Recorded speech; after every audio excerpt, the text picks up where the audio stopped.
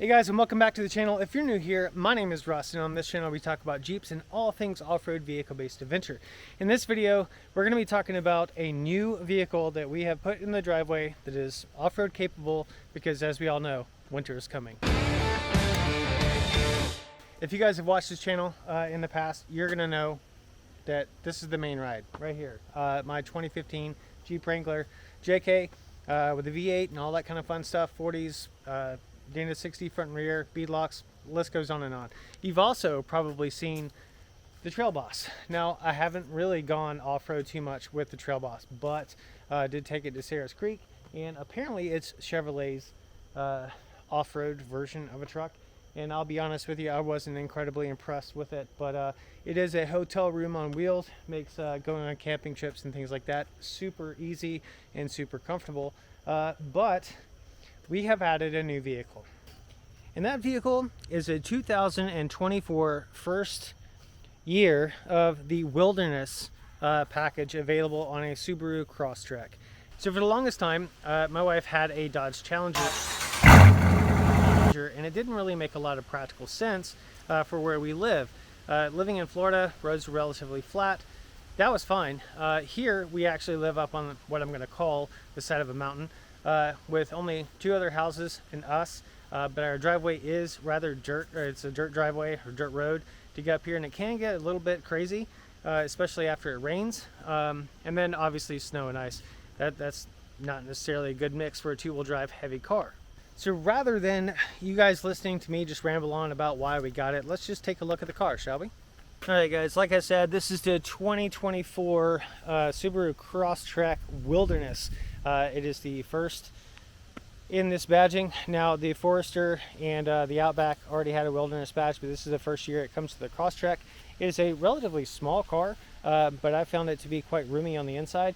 It has a 2.5 liter boxer engine, and I was actually surprised that it didn't come with the turbo version of it, but the styling cues are pretty cool. So let's look at the front. First and foremost, we have sensors going across the front. That's what these the bronze covers are. I guess I'm going to call them bronze, but you can see the hexagonal styling in the grille. The bumper cladding goes up, a very unique design for the fog lights, and all LED headlight, which is pretty cool. And then this black across the front is a decal, and that is an anti-glare. Really good for off-road, but really good for driving in general. So also the side cladding, the styling there, way up higher than a normal CrossTrek. Looks pretty cool to me. We have the Subaru Wilderness badge, and then the big CrossTrek across the sides there. Now it is wrapped with some, well, I should say a 17-inch wheel. That's it's a split spoke, 5-spoke. It is the only one of the Wilderness editions that actually has this. I think the Forester has a 6-spoke, the other one has a 5. They're flat. These are the ones that stand out the most for sure of those. And then they have the Yokohama Geolandar tires, which is pretty cool. It does have a roof rack. This can hold up to 700 static pounds, which is really good. So if she ever wanted to put a rooftop tent on top of it, she absolutely could. Back to the rear, again, more cladding on the side there. And then on the back, this is brand new, and this is really what sets it apart from the regular CrossTrek. Now, it's got the Subaru that's stamped into it. It's way higher than the regular ones, the regular CrossTrek. So the approach and departure angles are quite different, quite better for off-road. And there's an astonishing 9.3 inches of ground clearance, which is huge. That's actually better than the Jeep Cherokee or the Jeep, the Jeep Cherokee Trailhawk, which is awesome. It does come with a class whatever hitch. It's a 2-inch hitch, and it can tow up to 3,500 pounds, which is pretty damn amazing for the size of the car it is. Obviously, it's an all-wheel drive vehicle. That's a big thing with Subarus. And not only that, it's got symmetrical all-wheel drive, and it comes with what they call X modes. So deep snow and mud and all that kind of fun stuff. And we'll jump into the interior here in a minute, but actually it's growing on me a little bit. Obviously, I'm used to the bigger cars, but my wife really loves it. So let's jump into the inside. As far as the interior goes, we have some soft touch material up here.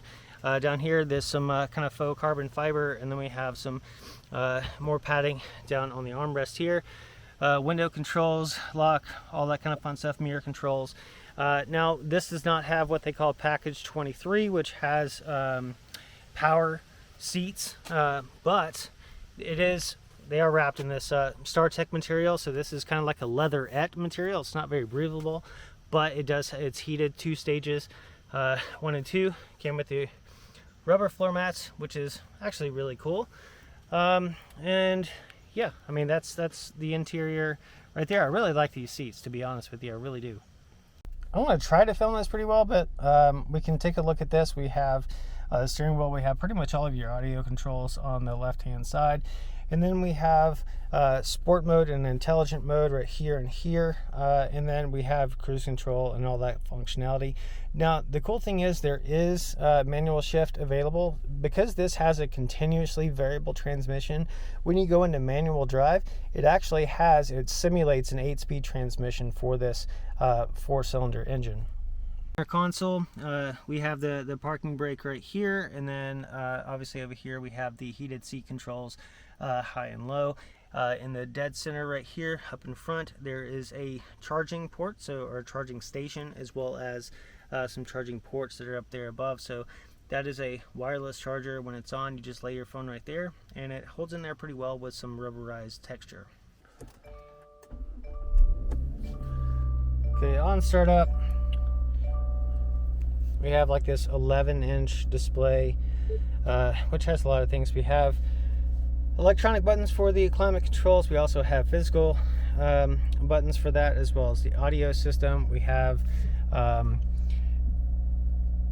analog, which is actually kind of cool, an analog gauge cluster with a helper screen in the middle, which is really cool. Go through and see a lot of things that are going on.